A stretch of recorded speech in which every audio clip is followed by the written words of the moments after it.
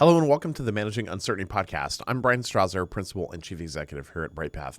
And in this week's episode, I want to talk about the Business Continuity Institute's annual crisis management report.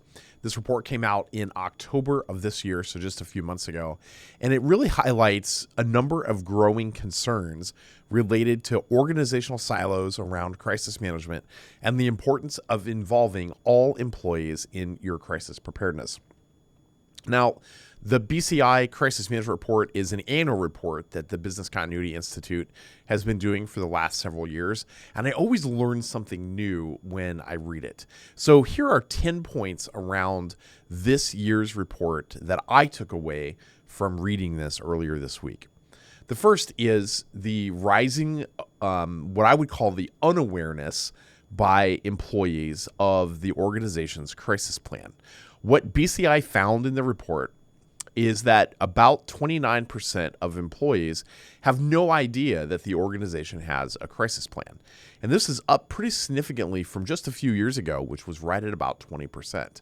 So I think this showcases a need for better communication and training with your employees writ large. Number two is one that we've talked about a lot on this podcast over the years, and that are silos in crisis management. That organizational silos hinder effective crisis response, and it really emphasizes the importance of having an effective cross-functional collaborative team that comes together to help manage complex crises. Number three is the need to involve the entire workplace in crisis management. That continuing to have organizational silos keeps having the expertise and the involvement of all of your employees, not just leaders, and making sure that they're educated and empowered to act during a crisis. Number four is the role of leadership in crisis response. The report found that about 75% of organizations involve about 75% of organizations involve senior leaders in crisis response. And I think this really highlights and underscores the need, the critical role that executive leadership plays in the crisis management process. Number five are just the rise of what I would describe as the modern crisis management landscape and how it has evolved over the years. By far, the issues related to cyber incidents and their associated reputational risks and more complex multidimensional threats demand a more integrated and agile approach to crisis management.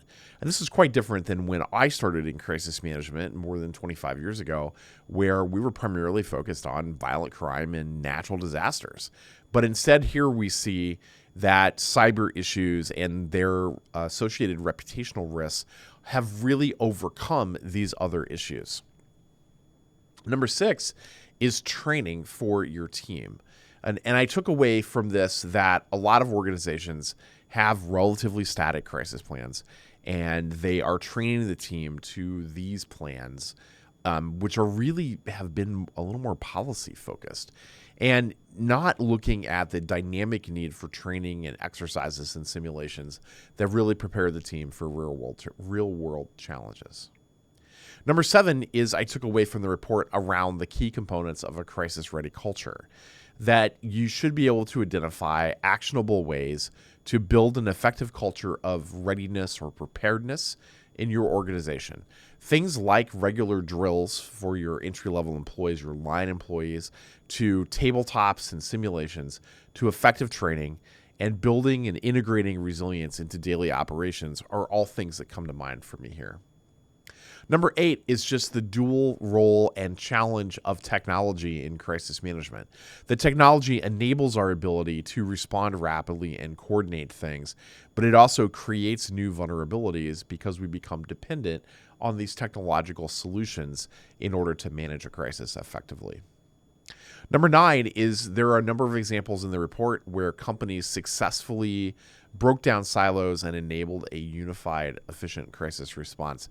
And I'm just reminded of the lesson from the Harvard National Preparedness Leadership Initiative that one of the most important roles of a crisis leader, of a meta leader in their parlance, is that ability to cut across silos in your organization and help get to the best coordinated answer.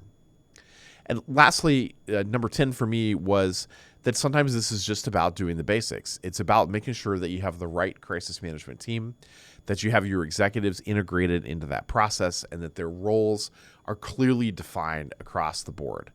Simple communication tools, things like a situational awareness update during a crisis that keeps people on the same page and establishes that single source of truth, and looking at your crisis plans on a regular basis and then practicing to ensure that your team has good muscle memory about what their roles and responsibilities are. So these are 10 things that I took away from the 2024 BCI Crisis Management Report. If you have thoughts on what you take away from this, we'd love to hear about that from you. Leave a note in the comments or drop us a note at contact@bryghtpath.com. That's it for this edition of the Managing Uncertainty podcast. I'll be back next week with another new episode. Be well. Thanks for watching our video. To learn more about how to manage uncertainty and disruption in your organization, be sure to like, follow, and subscribe to our video channel. And here are a few more videos that we've selected that will help you learn more about business continuity, crisis management, and crisis communications.